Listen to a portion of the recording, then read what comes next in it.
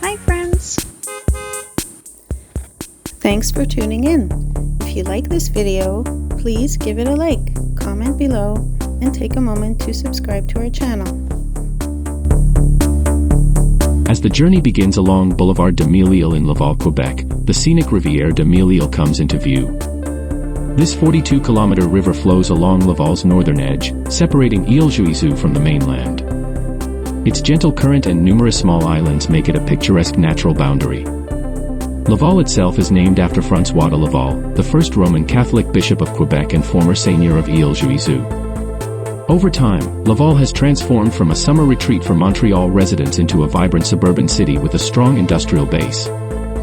Driving through the historic neighborhood of Vieux-Saint-Rose, the charm of preserved heritage buildings is evident.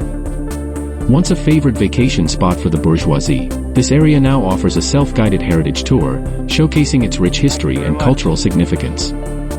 Continuing along the boulevard, the Parc de la Rivière de Mille Îles stands out as a unique attraction. As the largest protected wildlife area in the greater metropolitan region, it provides a haven for various species and a natural escape for visitors. The boulevard itself meanders alongside the river, offering views of timbered houses that blend seamlessly into the landscape.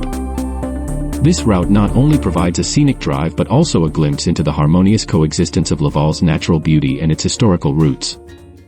As the drive concludes, the blend of Laval's rich history, cultural heritage, and natural landscapes leaves a lasting impression, highlighting the unique character of this Quebec city.